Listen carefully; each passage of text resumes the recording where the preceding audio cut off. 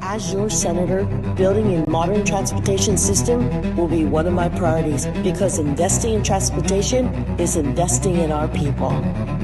For many working families, transportation isn't just about getting from one place to another. It's about opportunity. It's about keeping a job, getting an education, and building a better future. A strong economy depends on a strong middle class, and a strong middle class depends on having the tools people need to succeed. That's why transportation matters. When workers can get to work reliably, business can grow. When businesses grow, jobs are created. And when jobs are created, families thrive. Imagine a Guam where opportunity is within reach for everyone. I'm Donna Munikanata, and I approve this message. Please re-elect Senator Shelley Calvo, number 8 on the Republican side of the ballot. She has served Guam with compassion, integrity, and results. She is rooted in service, guided by balance, and driven by community. She cares. This is Shelley Calvo, and I approve this message.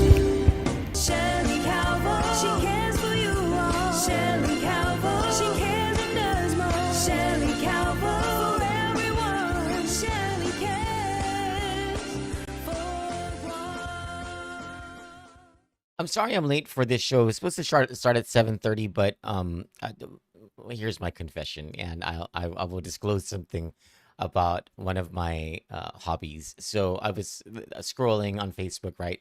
And I wasn't necessarily scrolling as much as I have I'm sure there are those reels that you like to watch, right? Like I love to watch the reels about how to make chocolate cake, even though I never do it myself. I like to watch the baking reels and of course all the animal reels too, but I also like to watch the reels of the pedicures. And I will never get a pedicure myself because they hurt to me. But I like the ones where they do the ingrown the ingrown pedicure ones. I also like the pimple popping reels, and I can just get stuck for hours. This is why I can't ever be on TikTok because it's just not gonna work. Anyway, so that's why I'm late. I'm sorry. I apologize. But also, my phone has been blowing up over the last hour. The something has gone viral. I don't know if you guys saw this yet. Apparently, well, not apparently. It's there tonight at the Tenorio Munya Barnes rally. I guess the MC or somebody, whoever was on stage with the microphone, made a joke at the expense of children with special needs, and I had to repeat it. I was like, no, there's no way that they made a joke about kids with special needs, and I had to rewind it, and I kept going back, and they kept talking about SPED, which is of course a reference to the Special Education Division over at the Guam Department of Education, and then the guy doubled down and talked about the short bus, and the short bus is, that's one of those derogatory terms for, senseless people, right? They would make these jokes about kids who ride a bus for students with special needs, and it's a shorter bus than the normal bus, but it's still a yellow bus. And anyway, that wasn't the worst part of it. The worst part of it was the whole crowd laughed as though that was okay to laugh about kids with special needs. And anyway, well, I downloaded it. Because they erased the campaigns. They uploaded this clip. This was on their Instagram stories. Like they thought it was okay to make this joke and to laugh at it and to share it.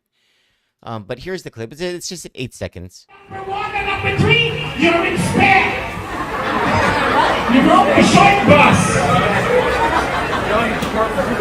Let's play that again. You're walking up a tree, you're in spare. You broke the short bus. In case you missed it, one more time. You're walking up a tree, you're in spare. You broke the short bus. Such an awful thing to say.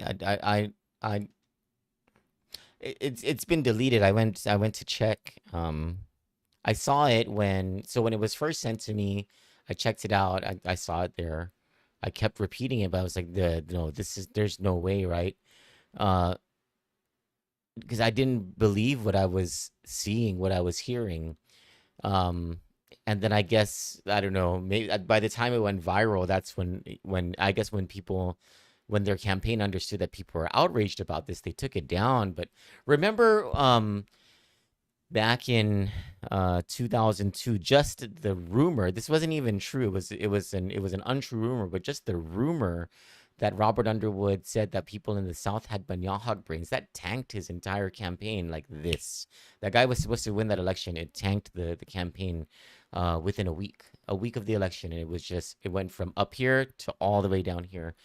But this is not an untrue rumor. This is recorded. We hear it. We hear the crowd react to it.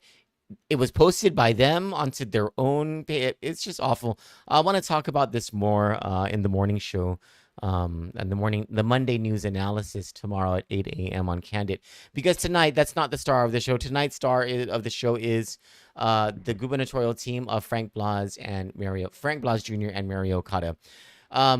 This is part of our election week coverage. Last night, we featured our interview with Joshua Tenorio for governor. This was an interview that occurred on December 8, 2023, well before he selected Tina Munoz Barnes, well before we knew about the allegations of corruption involving his family. And so we played that interview last night. Tonight, we're going to play Blas Okada. Tomorrow night, we're going to play our interview with Therese Chalahi and Sabina Perez. I believe Tuesday night we will play an interview that has yet to happen with Joe St. Augustine and Dwayne St. Nicholas. And on Wednesday is my interview with Tony Ada and EJ Calvo, and we'll play the interview that evening. So all this week you'll be able to see this in-depth or the answers in depth from these political candidates about corruption and poverty, because those are the only two subjects that I cared about, that I wanted to discuss with these candidates. And there's been a lot to talk about already. So tonight, and of course, some of those sometimes there are tributaries that come from those two main topics, right? So on the other side of the commercial break, pardon me, let me get this situated. On the other side of the commercial break, we'll bring you that interview with Speaker Frank Blas Jr. and his running mate, Mary Okada. Stick with us. Tony and I got married at an early age, and back then, we didn't have much. But from the very beginning, Tony was determined to create a better future for our family. Shortly after we were married, Tony joined the Army, and we moved to our first duty station at Fort Campbell, Kentucky. Those weren't always easy years, but they taught us the importance of sacrifice, faith, and commitment. What I've always admired about my husband is that he's the same person at home that people see in the public. He's honest, he's humble, and he genuinely cares about people. He's a devoted husband, a loving father, and a proud grandfather. Tony and I have been together for 43 years, and I've been blessed to stand beside him through every chapter of our lives. I'm Annette Umpinko Ada, and I humbly ask for your support and vote for my husband, Tony Ada, for governor of Guam. I'm Tony Ada, and I approve this message. Together, we'll put Guam first. Transportation, tourism, customs, utilities, and federal and foreign affairs touch every family, every business, every day. Jesse Michael Anderson Lujan believes Guam can be greater together by fighting for cabotage exemption, expanding the Philippine visa waiver program, and opening new doors for tourism investment and opportunity. Vote Jesse Lujan. Leadership you can see. Accountability you can trust. I'm Jesse Michael Anderson Lujan, and I approve this message.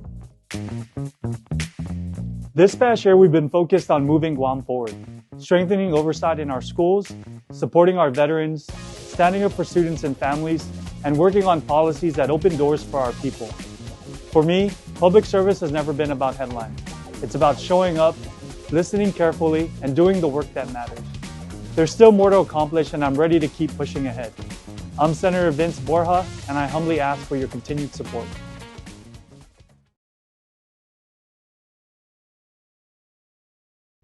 Good afternoon, Speaker Blas. Good afternoon, Troy. Good afternoon, Dr. Okada. Good afternoon. Thank you so much for this interview. You're very welcome. Let's get started.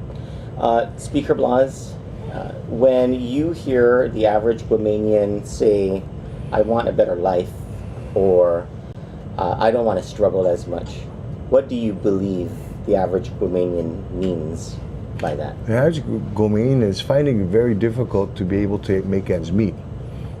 It's hard to be able to go to the store and be able to buy the food that they need to feed their families. At the same time, continue to keep the roof over their heads. The price of a home or to pay the rent in an apartment.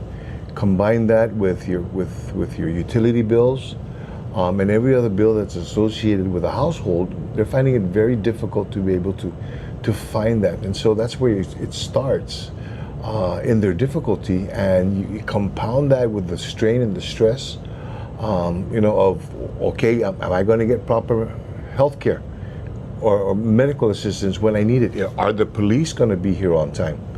And there are many the stressors that exist right now in a family home that needs to be addressed. Dr. Okada, is that your experience? Is that what you also believe your experience coming from everyone you see everyone you saw over at Guam Community College, or even in your parish? I believe you were a parish council member, right, at St. Francis? Mm-hmm. Is that correct? So is this the same story? So I would say that in addition to everything that was just said, students that want to advance their education or their skills can't get to the campus. So transportation for them is an issue. And childcare is an issue.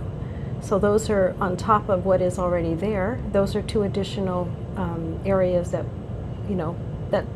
are barriers for individuals wanting to seek more skills, wanting to seek a better life for themselves and their family. So these things being said, is this why you're running for governor and lieutenant governor, or is there some bigger reason, or is there something more specific?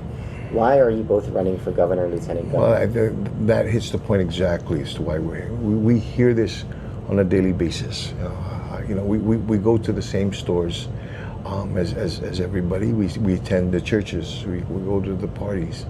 And we meet more and more individuals who are finding it very difficult to be able to make ends meet. And we're not just talking, the middle class person.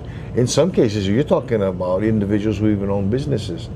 As a result of the pandemic, I remember I run an insurance brokerage firm, and the number of businesses that have had to close shop have had to now reduce or even eliminate their insurance coverages. It was a very telltale sign for me. And as you continue to hear these conversations and seeing people struggle just to make ends meet, just to buy the basics of groceries at a Happy Mart, it was really troubling. And with many of the opportunities that should be before us, and many opportunities that do exist, there's really no reason as to why we have to be in the predicament that we're in. And that's why we have decided collectively, jointly, to run for the two highest offices on Guam. Let me reframe the question for you, Dr. Okada, because in your case, you are, if I'm not mistaken, out of all the candidates that have declared so far,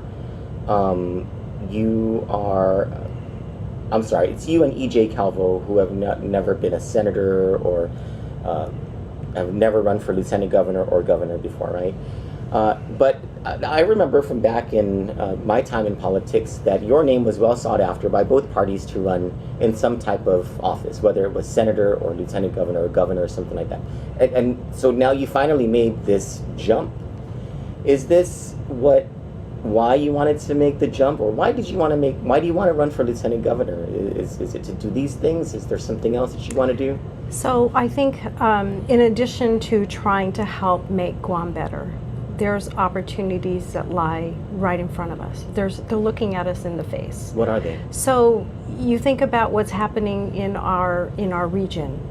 From the education side, we're looking to diversify economies and new industries are coming to Guam, but there are just no workers for them. Case in point, ship repair. We've been working on ship repair for years, and there's still a demand for increased ship repair. Advanced manufacturing is right at our doorstep. And how far advanced have we done that? AI is here. We're not prepping for it, it's here. And so in my experience at the community college and what we've done in terms of building systems to make things better for students, we can amplify that government-wide. What are the processes that work? What are the processes that don't work? And if they don't work, how can we make them better? And the average citizen knows where the bottlenecks are. Why are we not doing something to modernize it and get through the system that we created? If anything, if the pandemic taught us anything, as an example, at the community college, we had to go remote. So everything went digital. Our requisition process went digital, timesheets, everything went digital. After the pandemic, there was some indication that some people wanted to go back to the paper, and the answer was no. We've gone this far, we've made the system that we invested millions of dollars with, we turned on those bells and whistles, and we made it work. And so we're at that phase now where we need to take a look at what's available. We need to take a look at how we can modernize, digitize, and move the government forward. And I think this is a great opportunity for us to do that. You've been beating this drum for several years already. I've heard you talk about this many times over several years. So is it fair to say that you're tired of seeing everybody not do these things that you've been talking about all these years, and this is an opportunity, being in this team, to do something about it? Is that what you're hoping to do? So yes, I've been saying this. Yes, the college implemented. So can it be amplified? Can it be across government, other government agencies? The answer is yes. We have proven that things can happen and work better. All it takes, and I'll give a shout out to them, Dr. Laura Souter and Dr. Sammy Betances trained my staff and me. And they said, when things don't work, you look within. You identify what are the areas of underperformance, you find out why it doesn't work, and you identify ways to make it better. You have the solutions because you know what the end result needs to look like. You just have to first admit that it doesn't work, and then work through a process that helps you get to the positive result that you're looking for. So let's talk about that actually, because Guam has just gone through a period of, the government of Guam has gone through a period of nourishment, so to speak, more than adequate revenues coming in to do at least the basic things, and some would argue we should have done more, right? But we might be entering a season of decline that we've been through before, and you know about this probably more than any government of Guam director has ever known about this, the idea of doing more with less.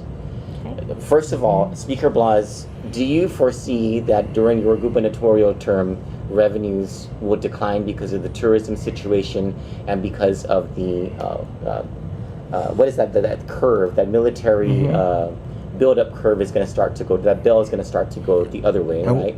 And then the tourism issue being an issue, the issues in Japan and Korea. Do you see some sort of decline in revenues happening, and how is that all going to work out? And I, of course, after you're done, I'd like to hear your thoughts on the whole doing more with less issue. Well, it's happening already, and this is something. Is it happening already? It's happening. Our revenues are declining. Okay. We've put all of our eggs in one basket, and it's called the military buildup. And at the same time, while we had the opportunity to be able to boost in other areas to help to diversify, as Mary had stated earlier, what's at our doorstep right now? We have AI, we have ship repair. There are many other places that we could have started. We could have used some of the money that we had earlier to be able to start to bolster those things. Those are the shoulda, coulda, wouldas that Mike St-Nicholas would have loved to talk about a couple of years ago. Absolutely, and to the point that I'm going to get, okay? And Troy, you were the architect, you were one of the main authors to, a plan that exists. The Imagine Guam. The Imagine Guam, okay?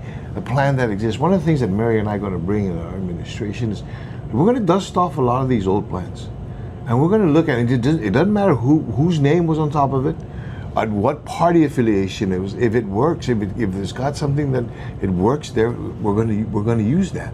Okay, why reinvent the wheel? Why spend $1 million more to validate something that we already know and should know that it already exists? But that said, is taking this time and the opportunity. We're going to need to move on being able to diversify and to build on an economy, because that apex of that military buildup, we're right about there now. Okay, my fear is what happens on the other side of this apex. What happens on the other side of this hill? And how steep is it going to be? There's going to be a dip. There's no doubt about it, because if you look at how revenues are basically provided for today, almost 80% of our revenues is from federal programs, whether it be military or from the federal government in other forms, from other agencies. Okay, whereas in years past, it was our tourism and the kind of economy and the kind of businesses that we had organically that made up the bulk of our economy. That's not the case anymore. What have we been doing to be able to fix that, to start to move on it? There are a couple of things that I started to do at the start of when I became speaker to start to move those things along with regards to business policy review and finding new ways to be able to diversify just our tourism economy. Okay, we need to move on those things, but at the same time address some of the areas that again should have been addressed with the abundance of the revenue that we had received that should have been able to fix those problems. Healthcare, for example. Okay, other than building a new hospital, is we could have used that money to be able to fix and improve the healthcare systems, so we don't have a lackluster number of ambulances, so that we have urgent care facilities located down south, so people don't have to traverse all the way up to the central area, whether the hospital be in Manila or in Tumuni. These are some of the things that should have been done, could have been done, would have been done. We need to get them done, and that's where we're going. Back to the idea of, in our future, doing more with less. How do you foresee a Blas Okada administration handling a decline in revenues, Dr. Okada? So one of the ways that I've approached declining revenues at the college has always been, give me what it is you can, and I'll work within those parameters. Which was what you said to the legislature every year. Every year. Yeah. Give me, I asked for a certain amount, and I think a couple times I asked for a little bit less, primarily because of the investments of prior years. Investments in terms of being able to identify federal funds. I will tell you, 18 years ago, the college received money from U.S. Department of Ed. Today, the college has received money from Department of Energy, USDA, National Science Foundation, U.S. Department of Labor, and multiple other funding sources, including Metallica Foundation. As in the band? As in the band Metallica. Cool. So whenever the budget came through, the first thing we would do, of course, was take care of personnel, warm bodies that were in the organization. And then we had to prioritize, and it's all about prioritization. Prioritization to make sure that the students get the services that they pay for. And then we identify what the gap is, if there is one, and you go out and you seek additional funding. So we got really aggressive in grant writing. I read every grant that was submitted, and I started to learn where the money is. The other piece of it is you got to have a plan. I always had, if not 1, 2, 3, possibly 4 shovel-ready projects. So when ARA came out, for example, we were ready to roll it out because it was 100% design complete and it was 100% federally funded. And that's how we were able to identify, where the shortages is. We know what the needs are of the institution. We knew that when we had a plan in 2009 to raise tuition. It lasted for two years. And then we said students can't afford it. But what we did before we raised the tuition is we got student buy-in. If we raise tuition 5%, 10%, we will earmark a certain percentage of this tuition increase for capital improvements. Look at the campus. Look at the campus. Students identified a need for the institution. I mean, it was pretty bad back then. And we started to use that money to upgrade labs. We started to use, and these were all set-asides based on a tuition increase. In 2011, we froze it and have never increased tuition since. but we've been able to build facilities, leveraging multiple funding sources. We've been able to maintain them. And I think that's an important piece, because building is one piece, maintaining them. I have a building that is since 2011, built in 2011. And if you walk into that Learning Resource Center, it is still beautiful.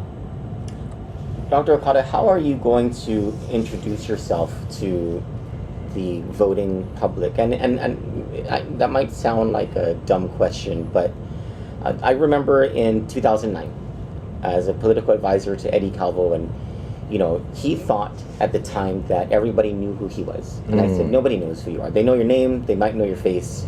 They don't know that you're health committee chairman. They don't know that you love the hospital. They know nothing else about you, except that you're probably a senator, you like Pepsi, and you're from the rich Calvos. We have to introduce you to Guam. You're running for governor. So, with that in mind, right, this is the perspective I'm coming from. Yes, you've been a household name when it comes to GCC.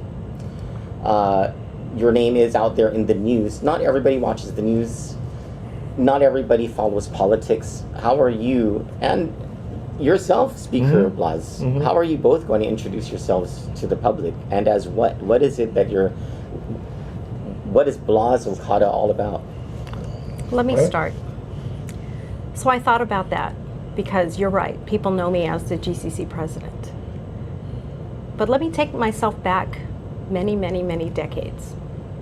I grew up here. I may not have been born here, but I grew up here. And as I think about, how I was raised by my grandparents, my grandfather was the postman in Santa Rita. So I knew a lot of people in Santa Rita by their box number.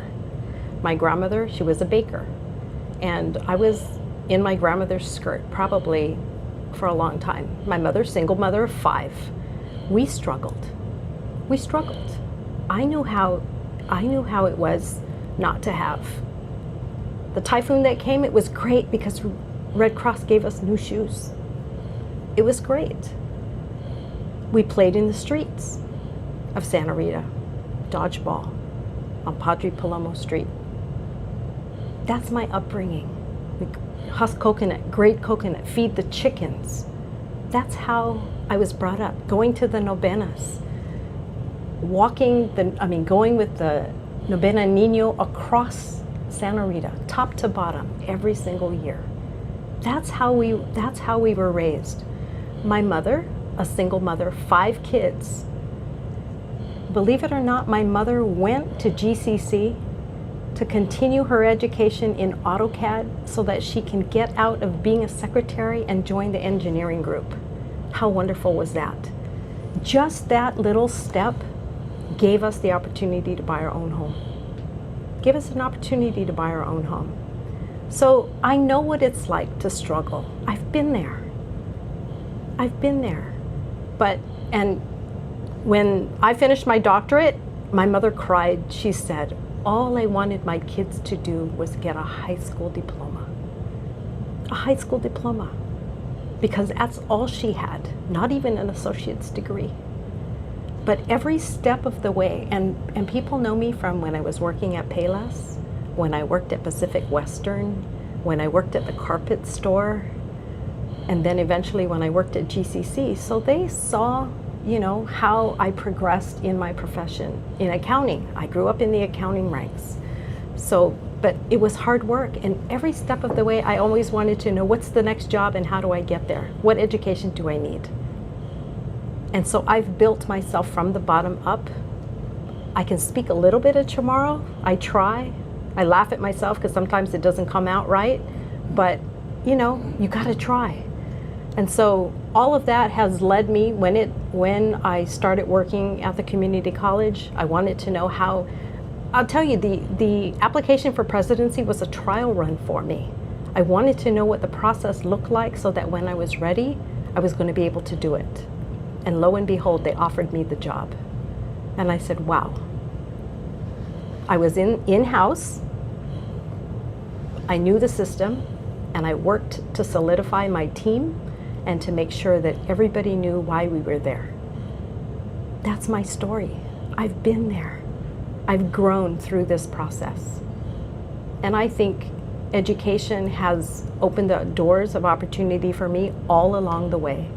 And I think if people want to advance themselves, education, step by step, taking the jobs, the low-end jobs, getting educated, get more skills, moving up the ladder, people will be successful. What's your story, Speaker? What's the story you're going to tell to the voters? Well, the story I'm going to tell is that, first off, I come from a family of public servants. Or I came from a family, you know, a lot of people may have known my father, but I tell you, it was in my father's stature and what my father did that always gave me the challenge. And I always had that challenge of, and you know how Guam, politics on Guam works, okay? You have to get away from that. I got the position because of who I knew. I got the position because of where my father was at. I needed to get past that, and that's what drove me there. And most of everything that I did, I always made sure that I finished and I ranked at the top, so that there was no question as to whether or not I had received this honor or received that accolade because of who my father was or who my family was. First off, my grandfather was a plumber. My grandmother was a teacher. And so we didn't come from the a family of being able to not worry about where food was going to come from, or whether or not we're going to have a roof over our head. We had to. There was their struggles. One of the things I appreciate about upbringing from my father is that you have to work for what you want, and at the end of the day, before you go to bed, you answer every question that you had about what you were doing, and if you can't answer the questions properly, then don't go back. Don't go to sleep. And make sure you're on time for everything. And make sure. Yes, you knew that. I remember part. You remember that. So there were a lot of lessons that were both spoken and unspoken that were instilled by from my father and from my upbringing in the family. I'm the oldest of all the grandkids on my father's side of the house, so I was always looked at as the individual that had to keep everybody, all my not just my siblings, but my first cousins, all keep them in line. We came from a family that the older people had the responsibility of taking care of the younger ones. Sometimes I learned how to cook in the kitchen at a very young age, and this was for a matter of survival and necessity, so that we can appreciate what we have, and we came from a family or a family that when it came time to eat, if you're not there, okay, and to eat, you didn't eat, and if you didn't like what you were being fed, you didn't eat either, okay. So you learn to be grateful for what you've got, and that's the upbringing that I had. But also, more importantly, is to work together, to listen, and it doesn't matter who got the credit. Okay, so long as if grandma wanted the back side of the house cleaned, okay, nobody was going to take the individual credit for doing this. We did this as a family, we did this as a team, okay? And if it wasn't done properly, we all got it as a family and we got it as a team. So that's the kind of upbringing and that's the kind of that I was raised with. I'm interested to see how your first branding commercial comes out based on the stories that you both told. Well, it's a very interesting story. I think let's go back to your two daughters and their jingle. So my daughters and I, within the last month, we were at IKEA in San Diego, looking for bar stools for the kitchen counter. And the two girls sat on their bar stools and pretend they were playing drums. And they said, "We need a fam jingle, the Frank and Mary jingle. Fam for family." And so that's how, and I sent it to Frank. I said, these two girls have something interesting, so let's see how we can capture what their thought process is about Frank and Mary and the family. Interesting. And that's the very essence of what we want to be able to bring. A question was asked of us earlier, and I don't know if you're going to ask us, what is our platform? But I tell you what, more important, we believe in being able to provide you what we're going to do with regards to the economy, how we're going to take care of healthcare, what are we going to do about the crime, is first a couple things. First off, we're going to listen to people. We need to listen to them. We need to truly understand why it's very difficult for them to be able to continue to survive, why they're scared as to whether or not they're going to get the proper health care. But don't you know the answers to those questions Yes, already? we do know the answers, but here's the other thing that we want to be able to bring. A lot of times decisions, even from the top, it's made from the top down, okay? And sometimes these decisions, when they're being made, they don't take into consideration some of the little, most people will think of as nuances, but for other people, that's the biggest problem in the world. One of the things that my father ever told me is that if ever somebody comes to you with a problem, just know that while it may sound very minute to you, that's what's really bothering them today. So what you're saying is you want to give people an outlet. Yes, we want to give people a say. But you're not saying that you don't know what they are. Oh no, yeah. Okay. And we broached the subject. We broached the ideas with them. Okay, so that we can get their input too, their suggestions, their buy-in into the process. Is that what your ground game is going to look like? Yes, it is. And where is the organization of this campaign? I mean, I know you're not going to divulge too much of your strategy, but where are you guys with your organization? Well, right now, admittedly, we're in the infancy stages, okay? But we've got individuals in the organization that this is not their first merry-go-round. Okay. This is not the first go-around. Are these people who have been entrenched in both Republican and Democratic campaigns before? Yes. Yes. Okay. Yes. All right. Okay. And go to the strategy that we have. We're going to make this campaign personal. We're going to bring this campaign into the homes of people, into their backyards, into their garages, into places where they're comfortable. It's easier for a person to be comfortable in having conversation with them in their environment as opposed to we invite them to a field with canopies and tents and have them sit there and talk to us. So you're talking about the not necessarily the pocket meeting type of ground game, but like the 10 by 10 sort of thing. Yeah, you're absolutely right. Okay. And what about your communications apparatus and strategy? Is that something that's formed, developing, and what about money, fundraising? Yes. Okay. All of those things are set in motion, being put in place. We're going to have one meeting after another with our different parts of our organization. Obviously, with our finance people, with our media people, our strategy people. We're even told what to wear, what not to wear, so that we can make sure we don't clash with each other. It gets down to that. You have advisors like that? Oh, yes. Do you have advisors who are yelling at you guys? Not yet. Not yet? Not too much. Are you expecting it? Yes. Okay. And it's okay. It's okay. I know that. Yeah. It's okay. I almost got fired many times by Governor Camacho and Governor Calvo, many times. But sometimes you just have to understand that you don't see everything, and that somebody else has a different perspective, and that's important. So you're willing to accept that sort of scrutiny from your people? Yes. Absolutely. Absolutely. Okay. Troy, you had an awesome job, and some part of your job was you needed to look at the lay of the land, okay? When I walk into the room, I need to be able to be focused on the person. You need to be, you're looking at other individuals that are looking at me, okay? So you're going to see things that I can't see. That's true. Because I need to focus here. And you guys have this team already? Yes, we do. Okay. And building. And building. Before I ask how people can join your campaign, let me ask you about the most important thing to Kandit, and it's the issue of corruption. What is the lay of the land that you see with corruption in the government of Guam?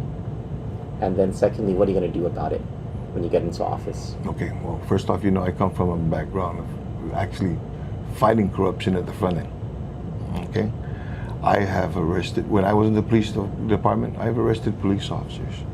When I was in the cabinet, and as a part of the administration, I fired cabinet members. Okay? I don't tolerate that. I can't tolerate that because you ultimately hold the trust that the people have. Okay, as governor and lieutenant governor, we need to make sure that our people represent us the best way they can, and the most truthful way they can. You cannot tolerate corruption in any form, and it will not be tolerated. There was a question that was asked of us yesterday. What about the corruption in the past? Recognizing that there are laws that may restrict in some cases or limit when we can go after them, but if we can go after them, we'll go after them. I think also in the legislature, you see, okay, one of the... Are you guys going to pursue, because I remember Senator Duenas talking about opening up a blue ribbon panel to investigate corruption in the current administration. Is that something that you... Well, you see, and with all due respect with Senator Chris, there are certain things that the legislature has the power and the ability to be able to do. Okay, we do not have basically criminal adjudication powers. In the executive branch, though, okay, where your powers are much different from what exists in the legislature. Okay, I want to say there's more latitude and more flexibility for us to be able to do this. Okay, first off, we won't tolerate it. Okay, and if it gets to that point, before you get arrested, I don't mind. I'm going to fire you. We're going to fire you, because that's not going to be tolerated in our administration. Dr. Okada. So I have come across, of course, not incidences that are of great magnitude, but we follow the procurement process at GCC. We've been successful. Our audits have been clean. There have been some minor incidents maybe, and corrective action is taken immediately. And so, I mean, if there's something wrong with the procurement process, the current process works for us. It's the same process everybody else uses, but it requires a lot of planning. You can't just put out a request for a proposal 2 weeks before you need the services or before you need the products. And so that requires a lot of planning. So early on with our procurement office, one of the first things I did is get a whiteboard and tell me every contract that's expiring and back it up, how many months it's going to take you to renew it, and work it appropriately, because we can't be in a situation where we're in the best interest of the government to move a procurement forward that is rushed, because that's not how it's supposed to work. So we have the employees look at their systems to figure out how they can improve their processes so that we don't get caught up against a wall. Last thing I need is to find out of something in the news. And so, we put safeguards in place and make sure that, people are aware of what their responsibilities are and held accountable when something goes awry. So GCC might be, and to your credit, of course, as the leader of GCC this whole time, right? GCC might be one of those rare examples of a professional government agency that has probably not experienced what the rest of the government of Guam experiences. Do you recognize that at least throughout the remainder of the government of Guam, there absolutely has been a perennial issue, and it doesn't matter whether it's a Democrat or a Republican who is in Adelup, and it doesn't always come from Adelup, that there are problems with cronyism, with bid rigging, with political patronage that goes from Adelup or somewhere else. It's just such an entrenched problem within the government of Guam that it skews the public's confidence in, the capacity of the government and its leaders to do things honestly. Is this something that you recognize happens? So I can only say that I, read it in the news and people bring things forward. But you hear it from people, right? I hear it from some people, but, and then I go back and say, well, what was it in that solicitation that made it convenient? I review every scope of work for GCC before it goes out. Every scope of work. I don't have the expertise in all of this, but there's certain consistencies that I look for in terms of how much time do they have to, how clear are our specifications. You think you'll be able to by, for lack of a better term, by doing your homework or just by doing the work required, clamp down or remove these gaps that are causing or that provide opportunities for corruption? Absolutely. Mm-hmm. And if it requires more training, even if you just completed the training, then get training again. Get training again, because the last thing you want is, people in the business community, they spend a lot of time and money putting together proposals. They spend a lot of time. It costs a lot of money to do that. So they want a fair shake at it. Give them that opportunity. Follow the procurement rules. And like I said, if there's some little, there's a nuance that need to be fixed. There's been certain bids that we issued that, were questionable. It's okay, we'll cancel the bid so we make it clear. But again, it goes back to that timeline. Make sure you have enough time so that you're not just awarding a 1-month contract and then another 1-month contract, because that's not how it's supposed to work. You need to plan way in advance, including time for any disruption, to ensure that services continue. For example, grass cutting, trash pickup. I mean, those are common things that should not go without a contract, should be consistently. I mean, you got to have it on your radar. How is the last contract? How does it affect the new contract? What new laws are, changed that require us to either, what are the requirements? What are the new specifications in terms of, because the company has additional fees imposed by solid waste, for example, how are you able to do that? Security services. I mean, we do all of those contracts all the time. Or more fundamentally, is the grass being cut and who's monitoring it, or is the trash being picked up? And that's another thing, is there's always been, and we've always done, notice to cure. Notice to cure. You've got 10 days to come, and because we have people monitoring the projects. Program coordinators monitoring programs, monitoring contracts. Even the bathrooms, cleaning the bathrooms, monitoring the bathrooms to make sure that the cleaner came in twice a day or 3 times a day, once a day if it's administration, 2 or 3 times a day where the heavy traffic is down on campus. It's all part of building the system so that you can monitor and be held accountable for it. But we've got people that do that. Mr. Speaker, but I want to add to that, because we're talking about a system that already exists within the government that follows the same rules, the same laws, the same procedures that should be followed by every other agency. You're talking about GCC. GCC, okay? So if GCC is able to do this with less and do it more efficiently, okay, why can't it be emulated in other areas? Okay? There's nothing in the laws that basically preempt or give GCC a one-up on as opposed to all other agencies. They follow the same rules and the procedures and regulations as everybody else does. The difference is management. The difference is management. Yeah. But our minimum purchase is $500. Oh. Not $10,000. Not $500. $500. Which makes things a little Anything more. over $500 requires 3 price quotes. $500. Why did it stay that way at GCC when it changed everywhere else? Because of their federal funding, because other entities' federal funding. I see. But even with the $500, anything excess, okay, so you think smart, work smart. All the stuff that you buy on a regular basis, indefinite quantity bid, you buy off the bid.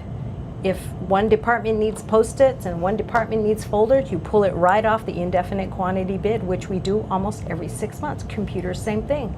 You can't go off the bid that is already there. We set it up so that when you need a computer, process a requisition, because the bid process is already done. We do that for supplies, cleaning materials, we do that for computers. So when you do that, it makes it more efficient. Your individuals that are working to process requisitions, they don't have to keep calling individuals.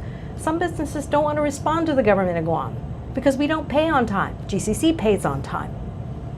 And that's a problem, that's a problem that I hear. That's why people don't want to. But if you set up a system where people can trust that you're going to procure fairly, that you're going to process, and when they deliver that you're going to pay them on time, then they're going to have trust back in the government and they're going to want to come and do business. And maybe that's the reason why some of the things that we buy are expensive, because it costs money for them not to be paid for 60, 90, 120 days. I'm glad you brought this issue up because it's a nexus to a political issue dealing with businesses. One of the things that I'm hearing, talking among political people, right, is that there are a bunch of businesses who now feel like they want to become more invested in the gubernatorial campaign because you have joined the campaign. And it's because they feel that with other camps, they would not have received a fair shake in their administration because of one thing or another. So you want to talk about that? Yeah, I know you just talked about, some businesses, they don't trust the government because they feel that they're not going to get paid. There are businesses who don't trust the government or who don't trust a certain candidate or whatever because of who the candidate is and their feeling about that candidate. Are you guys getting a bunch of businesses coming into your campaign? So I think one of the things I want to understand is, what is the issue? What is the issue? Is it the scope? Is it how the bids are evaluated? I think it's an issue of fairness. That Okay, these businesses but are. if you follow the scope and you have a process of evaluation that is fair based on prior history, based on ability to deliver, based on best price, best quality, I think if you have a system in place, people can, sometimes they can say, well, that's not necessarily how it should be evaluated. So that's where we need to understand, what are the issues? How is it that you're not able to get this kind of contract? Have you examined the contract 5 years ago, 3 years ago, 2 years ago, and here's the scope? How is it different? So those are the processes. Like I said, I review every scope of work, whether it be building construction, procuring laptops, whether it be security cameras, whether it be electric vehicles, solar panels. I review all of those. Again, I'm not an expert on it, but I know that there's certain components. When you identify a brand, you say, or equivalent to. In other words, you know what the bells and whistles need to be, and it doesn't have to be this brand, but it's a baseline so that individuals who are bidding know what I'm looking for. Know what I'm looking for. So even if you don't sell that brand, you can find something that meets that minimum requirement so that they can bid. And I think to answer the question, we're going to bring the transparency and the accountability, but also the communications. Okay, as I had stated earlier, one of the things that when I became speaker, I impaneled 2 different commissions. One of them was bring the business community in. We've all heard the horror stories of businesses having problems, dealing with the government. What are those problems? How do they exist? One of the first things they talked about is the procurement process. We put together a forum then, okay, where we combine the business, the private sector with the public sector, okay, so that we can talk about these problems face to face and come up with the solutions. As a result of this, there are certain pieces of legislation that are going through the legislative process right now to be able to address these things. But it comes back to having that ability to have a fair and an honest communication dialogue so that we can move on these processes. Okay? They pay the taxes. They help provide the funding to run the government. So I think the government has the responsibility to be able to make sure that this industry or this sector that we need to rely on is still up and running and is surviving and is working in partnership with you. I think that's where we're finding many business owners, many people who want to be able to, who are backing our candidacy, recognize and realize that with this candidacy, that's what you should expect. Speaker Blas, why should a registered voter vote in the Republican primary? Is it August 1st, I think it is? It's August 1st. On August 1st for you and Mary Okada. Well, first off, again, Mary and I, we come from different backgrounds, but with the same love and the same ideals of how we need to make Guam better, okay? And we give you the platform, we give you the opportunity to be able to not just join a movement, but be a part of the movement. Be a part of the process that is going to bring Guam to the next level, make Guam better. The only way that's going to happen is if the people, is we have that conversation with the people join us in that conversation. That's what Frank and Mary provide to you. That's what they offer to you, okay? And we're going to continue to do this. We love our island, okay? Just as much as everybody else does, but we want to be able to now include the island, the people of the island, as part of the conversation, a part of the process. My turn. Yes, yeah. Okay, so you got to take a look at it from the experience that we both have. Speaker Blas has the legislative governance. I have a different type of governance at the institution, quite similar because of the process that we use to make decisions at the college. But I think the key point is my experience in implementation, identifying problems, discussing, finding solutions, and actually implementing things. Our strategic plan, I've been through 3 strategic plans while I was at the institution. The new strategic plan is ready to roll out. The strategic plan was the basis of my evaluation for 18 years. So if the organization identified that these are the key goals and activities that we needed to do, we all worked towards those goals. Every administrator, every faculty, and myself were evaluated based on our strategic plan. And we saw how we can track the results of that plan. So from the policy side all the way through implementation, I think that's the strength that Speaker and I have. We've been there. We've been tried. We've had instances where things didn't work well, but you pick it up, figure out how to fix it, make it better, move it forward. You don't just stop. You don't just stop. So I think in terms of identifying problems, finding solutions, and actually implementing it is probably what elevates us because of our experience through the past many years, many decades. You just brought up something, and this is, it just gave me a little bit of PTSD from my time at Adelup, so I need to ask this question.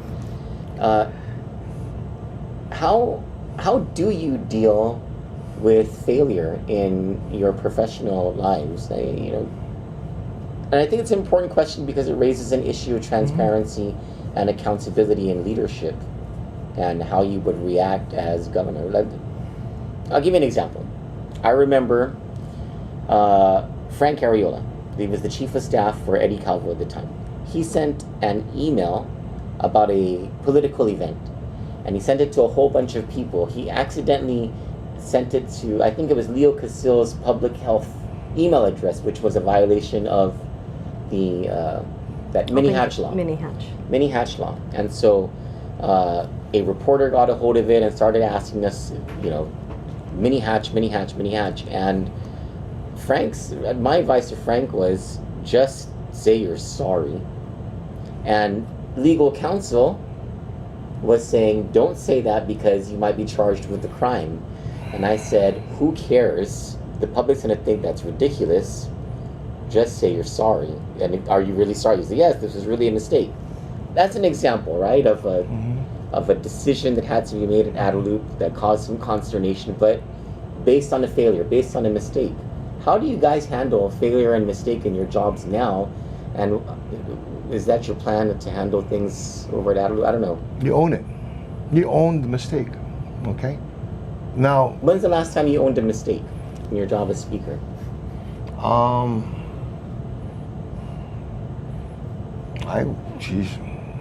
I think that, I think it was about 2 sessions ago, okay, where I made a ruling. Okay.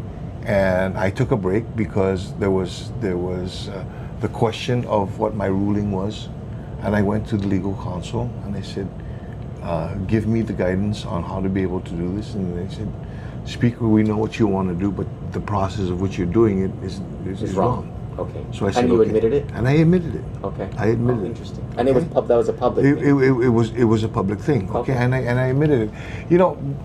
Troy, it goes back to the more you're going to try to hide it, the worse the issue becomes.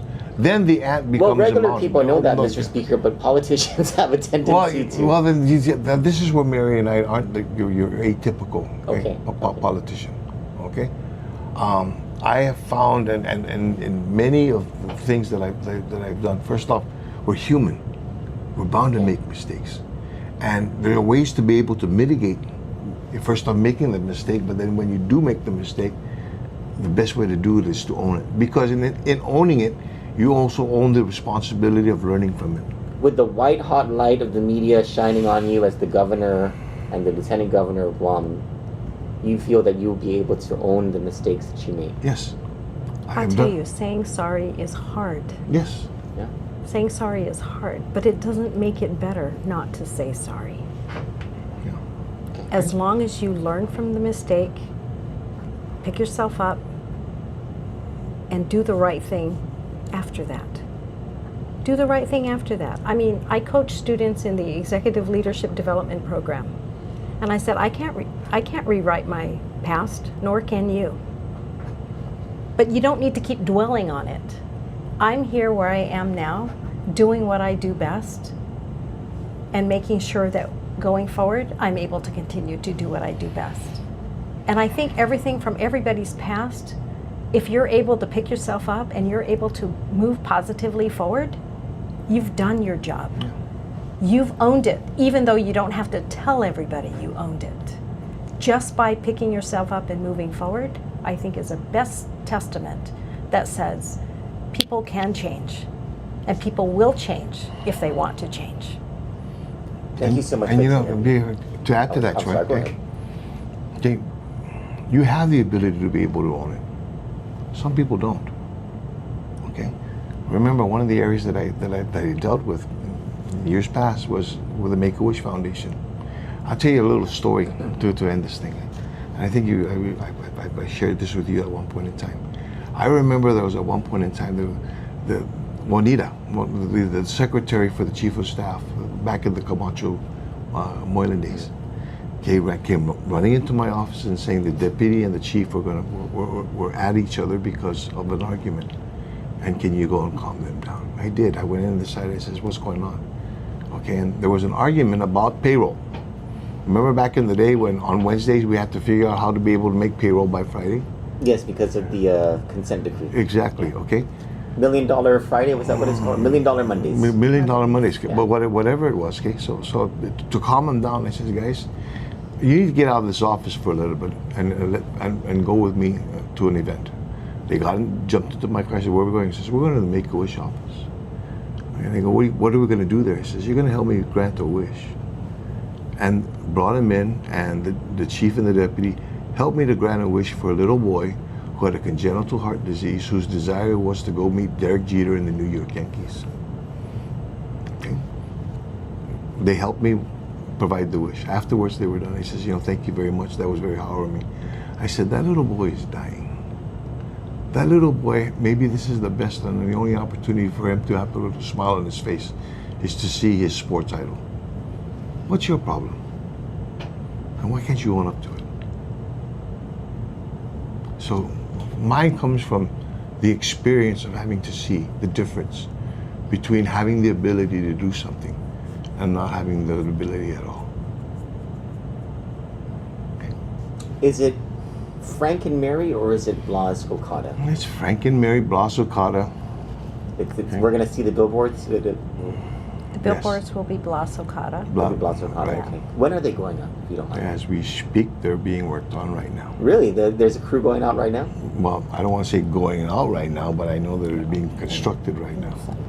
That was one of my favorite parts about a campaign, actually. Was building the lollipops. Right. Oh, building okay. the lollipops and then canvassing. But actually, my very favorite thing about campaigning is canvassing. Yeah, I love that. You guys, but I'm not going to campaign for anybody.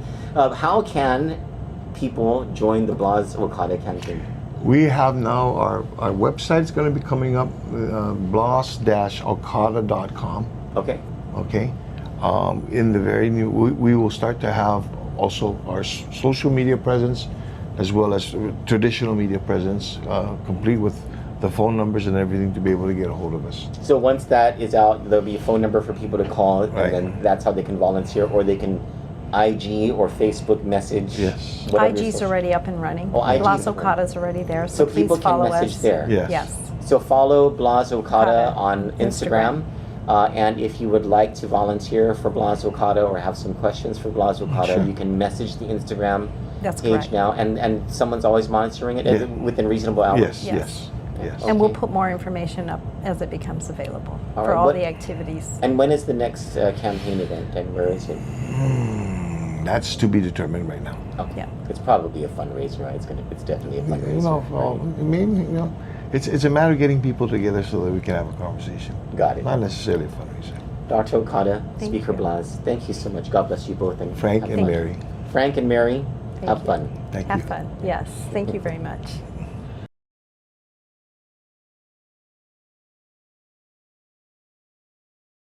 Leadership isn't measured by campaign promises. It's measured by a lifetime of keeping them. For years, Tony Atta has delivered results for the people of Guam.